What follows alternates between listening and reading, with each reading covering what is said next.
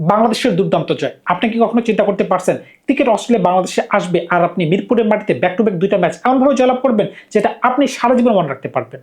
আজকের খেলা যখন শুরু হলো, যখন অস্ট্রেলিয়া টস জিতে ব্যাটিং এর সিদ্ধান্ত নিল, আর যখন আমরা বলটা হাতে নিলাম, হাতে নেওয়া মাত্রই কিন্তু আমরা 2 ওভারের মাঝখানে কিন্তু তাদের 3টা উইকেট ফেলে দিলাম। দলের রান তখন শূন্য। এমন বিরল কীর্তি কিন্তু ক্রিকেট অস্ট্রেলিয়া কখনোই করতে পারে নাই। এত কন্ডিশনে তারা খেলছে, এত প্রতিপক্ষ টিমের সাথে তারা খেলছে, কিন্তু এত লজ্জা পরিমাণ রেকর্ড তারা কিন্তু কখনোই করতে পারে না। কিন্তু প্রথম ওভারে তিনি যে ধরনের বোলিং করতে পারছেন, তাস্কিন মারাত্মক মানে মারাত্মক। প্রথম 3টা বল আউটসুইং বল দিয়েছিলেন, বল পরে অফ স্টাম্পের বাড়ি দিকে চলে গেছে। ম্যাথুসার মনে করেছিলেন পরের বলটা এরকমই হবে, তিনি কিন্তু এই বলের বলটা চতুর্থ বলটা খেলার কোনো ট্রাই করেন নাই, তিনি বলটাকে ছেড়ে দিয়েছেন, কিন্তু স্ট্যাম্প কিন্তু উড়ে চলে যায়। তার মানে কি একটা ইনসুইং ডেলিভারি। ভাই মারাত্মক একটা বল করতে পারছেন, মারাত্মক মানে মারাত্মক। কিন্তু এরপরের ওভারে কিন্তু আরো মারাত্মক 2টা বল কিন্তু আমরা দেখতে পাই। যখন কপার কুন্ডলিকে মুস্তাফিজুর রহমান বল করতে পারলো, এমন একটা সুইং হলো তিনি কোনোভাবে ব্যাটটাকে সরাতে পারলেন না, কিপারের হাতে একটা ইজি ক্যাচ দিয়ে বসলেন। এমনকি ওভারের লাস্ট ওভারে ম্যাট রেনশোকে আরো একটা মারাত্মক বল দিলেন। ভাই একটা ওভারে যদি আপনি 2টা উইকেট ফেলে দেন, এমনকি 2 ওভারের মাঝখানে যদি আপনি 3টা উইকেট ফেলে দেন, এমনকি পজিশনের মাঝখানে যদি আপনি 4 উইকেট ফেলে দেন, তখন তো বলতেই পারতেছেন যে আজকে আমরা খুব ভালো বোলিং করতে পারছি। এমন লজ্জা রেকর্ড কিন্তু বাংলাদেশেরও একটা আছে। আপনাদের মনে পড়ে কি, যখন 2003 সালে আমরা শ্রীলঙ্কার সাথে ম্যাচ খেলেছিলাম, তখন কিন্তু চামিং দেবাস এক ওভারে বাংলাদেশের বিপক্ষে 4টা উইকেট তুলতে পেরেছিল, এমনকি এক ওভার তার হেট্রিক পর্যন্ত আছে। তার মানে কি এমন লজ্জা রেকর্ড কিন্তু আমাদের আছে। কিন্তু আমাদের আগে সবার আগে আছে পাকিস্তানের, ব্যাক টু ব্যাক 2 বছর কিন্তু তাদের 16 রানে তাদের 3 উইকেট পড়ে গিয়েছিল। সুতরাং বুঝতেই পারতেছেন আমরা কিন্তু 2003 সালের মতো কিন্তু অস্ট্রেলিয়ার বিপক্ষে আজকে আমরা তুলতে পেরেছিলাম। কিন্তু এক পর্যায়ে দেখে মনে হচ্ছিল অস্ট্রেলিয়া কিন্তু দুর্দান্ত ফাইট ব্যাক দিতে পারছে। আপনাদের মনে পড়ে কি, যখন 80 রানে তাদের 6 উইকেট পড়ে গেছে, তখন এক্সেল বাটলেট, এমনকি মার্নুস লাবুশেল, একজন হচ্ছে আইপিএল স্টার আর একজন পিএসএল স্টার, এই দুজন মিলে কিন্তু এমন একটা খেলা উপহার দিয়েছে যেখানে 103 রানের একটা পার্টনারশিপ। আমরা কিন্তু ভয় পেয়ে গেছিলাম। কি কারণে? যদি কোনো কারণে বৃষ্টির আগে যদি তাসকিন যদি এক ওভারে যদি 2টি উইকেট ফালাতে না পারতেন, আমার কাছে মনে হচ্ছিল যদি ওই 2টা ব্যাটসম্যান যদি 50 ওভার খেলতে পারতো, দলের রান 250 থেকে 270 পর্যন্ত যাইতে পারতো। কারণটা কি, ওই সময় কিন্তু তারা অনেক মিশন ছিল, এমনকি তাদের ব্যাটে কিন্তু বল লাগতেছিল। আমার কাছে কেন জানি মনে হচ্ছে 20 ওভারের পরের থেকে অস্ট্রেলিয়া যে ধরনের ব্যাটিং করতে পারছে, তাদের ব্যাটে যেভাবে সুন্দর মতো বল আসতে পেরেছিল, আমরা কিন্তু ওই ধরনের ছন্দে ছিলাম না। আপনি খেয়াল করে দেখেন, আমরা যখন ওই রানটা টার্গেটটা চেস করতেছিলাম, একটা সময় সৌম্য সরকার ভালো ব্যাটিং করতেছিল, এমনকি রশান্ত দুর্দান্ত ব্যাটিং করতে পারতেছিল। কিন্তু ভাই 12 বছরের মাঝখানে আপনি যে কেন দলের মাঝখানে আপনার জায়গাটা পাকাপোক্ত করতে পারলেন না, আজকে কিন্তু সেটা আপনি আবার চোখে আঙ্গুল দিয়ে প্রমাণ করে দিচ্ছেন। আমি কিন্তু সৌম্য সরকারকে বলতেছি, আপনি কিন্তু দুর্দান্ত ছন্দে ছিলেন। আপনার ব্যাটে যেভাবে বল লাগতেছিল, মনে হচ্ছিল আপনি আজকে খেলা শেষ করে বাড়ি ফেরত যাবেন। কিন্তু আপনি 40 রানের মাঝখানে আপনার মাঝখানে এমনকি বুথ চাপলো, আপনি একটা রিভার্স সুইপ খেলতে গেলেন। কোনো প্রয়োজন কি ছিল? আমরা তো হেসে খেলে আজকে খেলাটা জয়লাভ করার কথা। কিন্তু একটা সময় আমাদের 5 উইকেট পড়ে গেল, মেহেদী হাসান মিরাজের মাথায় বল লাগলো, তখন 30 রানের মতো প্রয়োজন। আমার মাথায় চিন্তা ঢুকে গেল, যদি কোনো কারণে মেহেদী হাসান মিরাজ ডাকটে ফেরত চলে যান, তখন বাকি 30-35টা রান কে নিতে পারবে? যদি কোনো কারণে তহিদ আউট হয়ে যায়, তখন তো আমরা মহাবিপদে পড়ে যাব। কিন্তু তহিদ দেখাই দিয়েছেন তিনি কেন বাংলাদেশের বিশ্বসেরা ব্যাটসম্যান, এমনকি তিনি কেন বাংলাদেশের মিডল অর্ডার স্তম্ভ। তিনি কিন্তু খেলাটাকে কোনোভাবেই অস্ট্রেলিয়া পকেটে যেতে দিলেন না। লাস্টের দিকে তিনি 4 ছক্কা মেরে কিন্তু খেলাটাকে একদম ডান এন্ড ডাস্টেড করে দিচ্ছে। কিন্তু বাংলাদেশ কিন্তু আরো সহজে খেলাটাকে জয়লাভ করতে পারতো, যদি কোনো কারণে লিটন কুমার দাস এক দায়িত্ব নিতে পারতেন। উপর থেকে যদি সৌম্য সরকার, এমনকি আমাদের সাবেক ক্যাপ্টেন রশান্ত যদি আরেকটু দায়িত্ব সম্পন্ন ব্যাটিং করতে পারতেন। তবে আপনি তানজিদকে নিয়ে কি বলবেন? এটা কিন্তু খুবই একটা অ্যালার্মিক দিক। অ্যালার্মিক দিক কি কারণে? তানজিদ কিন্তু যখন একটু প্রেসারের ম্যাচ আসে না কেন, তিনি কিন্তু ভালো করতে পারেন। আপনি তো খুব ভালো করে জানেন যে নতুন বলে সুইং হবে। কারণটা কি, আমাদের যেহেতু তাসকিন নতুন বলে সুইং করতে পারছে, আমাদের মুস্তাফিজুর রহমান সুইং করতে পারছে, এমনকি মাঠে বৃষ্টি হয়েছে, আপনি কেন প্রথম বল থেকে 4 ছক্কা মারতে গেছেন? প্রথম বলে তো আপনি এলবিডব্লিউ অল্পের জন্য বেঁচে গেছেন। এরপরে বলে আপনি একটা গ্লোরি শট মারতে গেলেন, আপনি ক্যাচ দিয়ে বসলেন। ভাই আপনার আরেকটু দায়িত্ব নিয়ে খেলতে হবে। এখন যদি খেয়াল করে দেখেন, আজকে আমাদের ক্যাপ্টেন্সি কোন ধরনের ছিল, যেখানে আমরা ক্রিকেট অস্ট্রেলিয়াকে 80 রানের বা 90 রানের মাঝখানে অল আউট করতে পারতাম, ওই খেলা 250 রানে যেতে পারতো, এমনকি 192 রানের টার্গেট হয়েছে।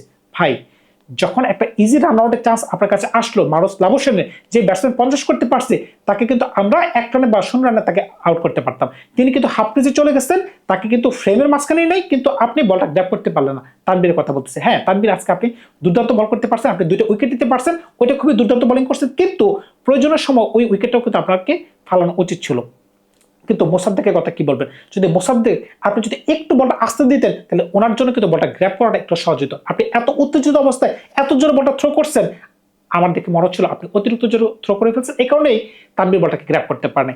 তবে মোসাদ্দেককে কেন আজকে বল দেওয়া হয়নি? যে মোসাদ্দেক গত ম্যাচে এত রাজকীয় প্রত্যাবর্তন করলো, তাকে কেন আজকে বল দেওয়া হলো না? হ্যাঁ তাকে বল দেওয়া হয়েছে 39তম ওভারে, ভাই যখন 39তম ওভারে বল দেওয়া হয়েছে তখন এটা মানে কি বুঝতে পারতেছেন? যখন মেহেদী হাসান মিরাজ বুঝতে পারতেছেন যদি আমি বল করি, আমিও অফ ব্রেক বলার, তিনিও অফ ব্রেক বলার, যদি আমি বল করি তখন কিন্তু এক্সে বার্টলেট যে ধরনের ছন্দে আছেন আমাকে মারতে পারে। এই ভয়ে কিন্তু এক্সের বার্টলেটের ভয়ে কিন্তু মেহেদী হাসান মিরাজ কিন্তু বল করে নাই। আপনি যদি মনে করেন যে না, দলে আমার জায়গা এখনো অনিরাপদ, সে কারণে আমাকে বাঁচতে হবে, এখন আমি বলটা তার হাতে তুলে দিই, আপনি যদি এই চিন্তা না করে যদি তাকে বলটা আগেই তুলে দিতেন, এটা কি ভালো অপশন ছিল না? আপনি হয়তো বলতে পারেন যে গত ম্যাচে তিনি 2টি উইকেট নিয়েছেন, কিন্তু কোন 2টি উইকেট নিয়েছেন? কপার কুলের উইকেট নিয়েছেন, এমনকি ম্যাট টেনসের উইকেট নিয়েছেন। তারা দুজনে বামহাতি ব্যাটসম্যান ছিল, কিন্তু যখন তারা ব্যাটিং করতেছিল আজকে কোনো বামহাতি ব্যাটসম্যান ছিল না। কিন্তু আপনি যদি বল করতে পারেন একজন অফ ব্রেক বলার হয়ে, তাহলে কেন আজকে মোসাদ্দেক বল করতে পারবে না, যেহেতু তিনি গত ম্যাচে 2টি উইকেট নিতে পারছেন? এটা হচ্ছে আমার ব্যক্তিগত একটা প্রশ্ন, আপনি একটু কমেন্টস করে জানাবেন। এমনকি ক্যাপ্টেন্সি নিয়ে কি বলবেন? যখন 6টা উইকেট পড়ে গেল তখন কেন আমরা আরেকটু প্রেশার ক্রিয়েট করতে পারলাম না? নাহিদ রানা আজকে আপনার একটা বাজে দিন গেছে, ক্রিকেট এমন দিন আসতেই পারে, তবে আপনি যে বাংলাদেশের একটা মহাতারকা সেটা নিয়ে আমার মনে করেন ডাউট নেই। তবে আপনাকে বুঝতে হবে শুধুমাত্র গতি থাকতে হবে না, কোনো কোনো দিন আপনাকে গতিটাকে কাজে লাগাতে হবে, সঠিকভাবে এক্সিকিউশনটা করতে হবে। তবে আজকে যারা দুর্দান্ত বোলিং করতে পারছে, বিশেষ করে মুস্তাফিজুর রহমান, তাসকিন, তানভীর, ভাই মারাত্মক মারাত্মক, অস্ট্রেলিয়াকে দাঁড়াতেই দেয়নি। তবে একটা সময় কিন্তু ভয় লাগছে, এটা কিন্তু সত্যি কথা। কি কারণে? যদি কোনো কারণে 50 ওভারে খেলা হইতো, আর যদি কোনো কারণে তাসকিন যদি ব্যাক টু ব্যাক 2টি উইকেট না ফেলাইতে পারতো, এক্সের বাটলেট এমনকি লেগ ব্রেক বলার, তার নামটা ভুলে গেছি, যদি ওই 2টি উইকেট ফেলাইতে না পারতো তখন কিন্তু একটা বিপদ হতে পারতো। এটা কিন্তু আপনাকে মানতে হবে। এমনকি ব্যাটিংয়ে যখন আমাদের 5 উইকেট পড়ে গেছে, যদি একটা উইকেট পড়ে যেত, অস্ট্রেলিয়া কিন্তু আমাদেরকে চাপ দিয়ে ধরতো। ভাই এই ধরনের প্রেশারের ম্যাচগুলোতে আমাদের বুঝতে হবে যে ওই সময় গ্লোরি শট খেলা যাবে না। যদি সৌম্য সরকার ওই সময় আউট না হইতেন, আমরা কিন্তু অনেক ইজিলি ম্যাচটাকে জয়লাভ করতে পারতাম। এমনকি শান্ত, দায়িত্ব কোথায় ভাই? আমাদের টি-20 ক্যাপ্টেন লিটন কুমার দাস, আপনাকেও দায়িত্ব নিয়ে ব্যাটিং করতে হবে। এই ধরনের জিনিসগুলো কিন্তু ক্ষুদ্র ক্ষুদ্র জিনিসগুলো কিন্তু বড় ম্যাচে অনেক বড় ইস্যু হতে পারে। আজকের ম্যাচে হয়তো বা অস্ট্রেলিয়া ওই ধরনের কিছু করতে পারে নাই, তবে তারা লজ্জার রেকর্ড করে দিয়ে গেছে। 16 রানে 3 উইকেট, একবার চিন্তা করতে পারছেন এটা কি কখনো সম্ভব? কিন্তু আজকে তারা করে ফেলছে। তবে যত কথাই বলেন, বাংলাদেশ দুর্দান্ত খেলতে পারছে, এই জন্য কিন্তু তারা আজকে জয়লাভ করতে পারছে। কিন্তু আমরা কি পরের ম্যাচে জয়লাভ করতে পারবো? যদি আমরা জয়লাভ করতে পারি, সমগ্র বিশ্ব কিন্তু বলবে যে ভাই তোমরা খেলা দেখাইছো। এখন আমাদের একটাই মিশন, পরবর্তী ম্যাচটা আমাদের জয়লাভ করতে হবে।